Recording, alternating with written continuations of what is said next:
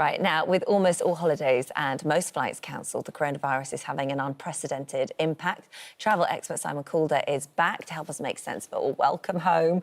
So just explain, if anybody doesn't know, what has been announced and why. OK, so just under 24 hours ago, the Foreign Office said, we advise against all non-essential travel. That is utterly unprecedented. It effectively means you should not travel abroad unless there's a really pressing reason, such as a family emergency.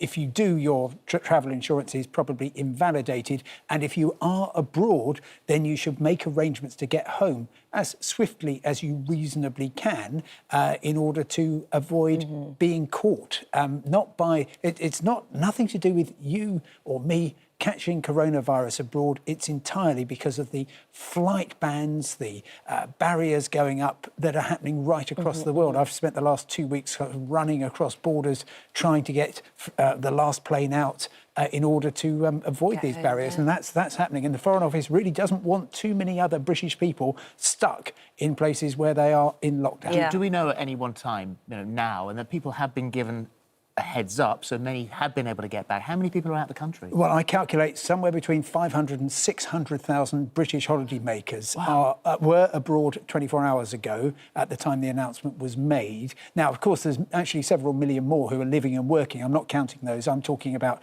real holidaymakers, people visiting friends and relations, business travellers, about certainly over 500,000.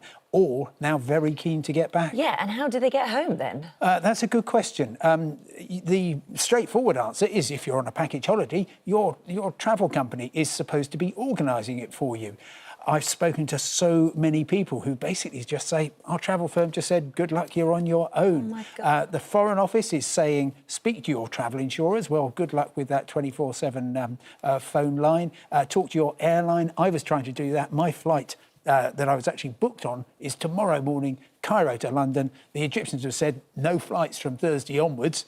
So I, of course, called the airline and said, well, I'd like to switch this. No possible way of getting through. So basically, people are on their own. They have to make their own arrangements. It's going to be stressful. It's going to be expensive. And you have to kind of try and put the money up front if you've got it, or you've got friends or family or somebody with a credit card that can get you home, and then try and sort it out when you get back. What about those who haven't travelled and who are thinking about from today on into the future? Well, look, we're only talking here about 30 days, so this is going to take us to the other side of Easter.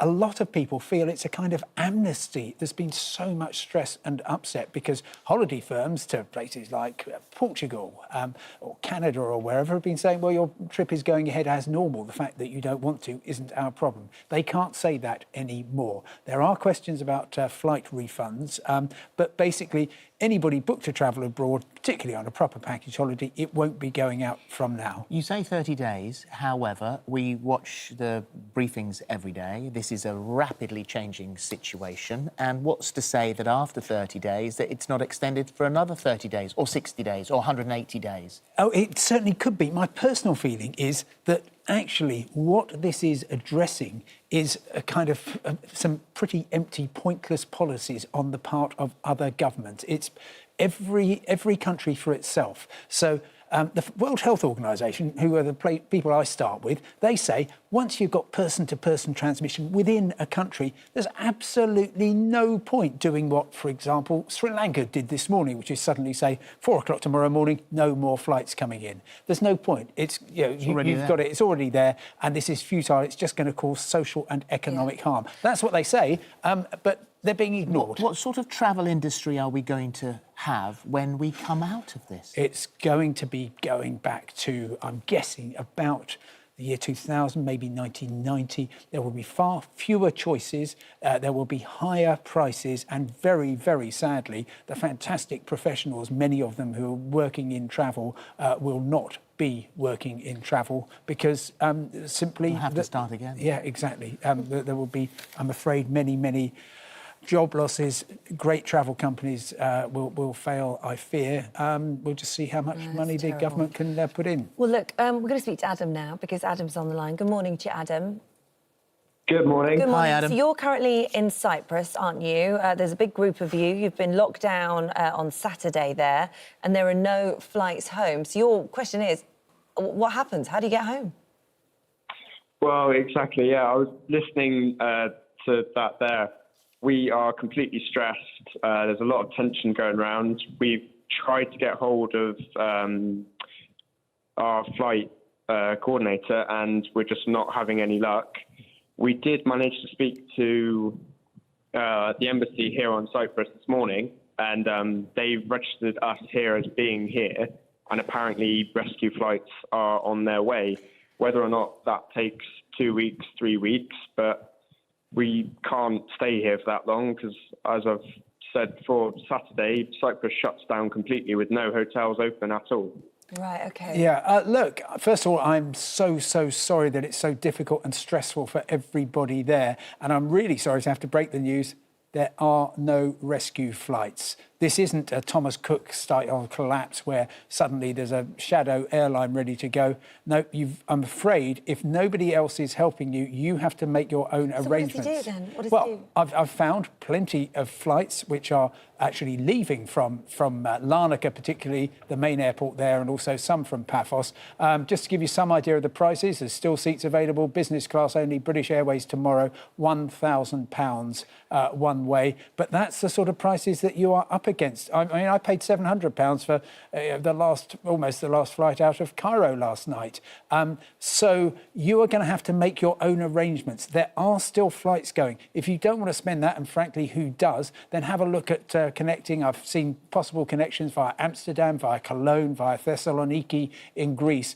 All sorts of possibilities, but you have to get on the case. There are flights out from Cyprus this afternoon that you could be on. It just means putting your hand in your pocket. And as we were discussing, you're going to have to sort that out with insurers, with your travel company, once the dust settles and you're safely back. What about ferries? Can you get a ferry out of there to somewhere else? Ferries, I'm not sure what's happening with them, but the thing is that Cyprus is such a long way from anywhere. You could conceivably actually go over to northern Cyprus, possibly. That could be tricky, and then get a boat across to the Turkish mainland, but then you'll be in Turkey, which has banned flights to the UK, and you might find you're flying back via Greece anyway. So no easy options. So the only way is for him to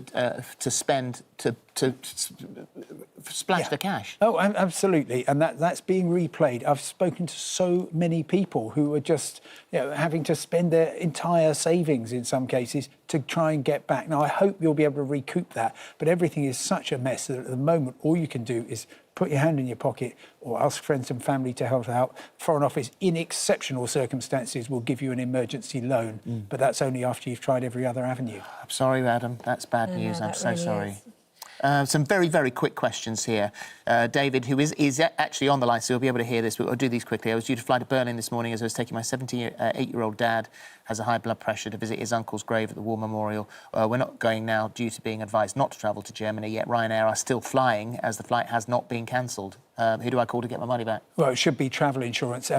Airlines are still flying. The fact that you don't want to be on their flights is not their problem. I'm afraid it's as hard-nosed as that. OK, Debbie says we've got a package holiday for the first week of June to Greece. I understand this holiday will probably not go ahead. The last payment was due to be made on the 20th of March. Do I pay it? Package holidays, but with Jet2, we are paying monthly, and this is the last payment. Debbie, please, everybody, if you've paid a deposit, if you've made other payments on a holiday, carry on paying it. It seems bizarre, but that's the best way of making sure you will get your money back. If you just cancel it now, you don't pay anymore, it will all be lost. Yeah. And so just keep paying, however difficult it is. And then if the holiday goes ahead, you'll have a wonderful time. If it doesn't, you'll get all your money back. Okay. Finally, Lucy's in Norfolk. Said my parents are in their 70s, are in Australia, staying with my brother. They're due to fly home on Monday, the 23rd of March. Flights Perth via Singapore and Amsterdam.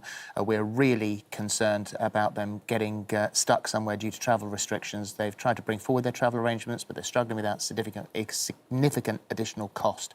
What are the chances of them not being able to get back in the UK? Personally, I would be heading along to Perth Airport early and, being prepared to pay extra costs if necessary to get them transferred. I don't think there'll be a huge problem with the big international hubs. You mentioned Singapore, you mentioned Amsterdam. Flights through those places should be going normally, but clearly people will want to get back as soon as they can. And so obviously nobody's going to be travelling this Easter. If families still want to go away? Is it advisable to travel around the UK and holiday here, or would you just stay at home?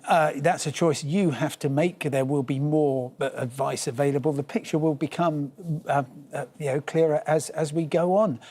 Certainly, at the moment, there's many people with holidays booked in the UK. Those are not covered by this advice. Those will still be going ahead. You So might hotels are still open here? well, yeah, many of them are. And of course, everybody in the travel industry is desperate for customers because, apart from anything else, there's no people flying in from abroad to have British holidays. Thank you very much. Thank you.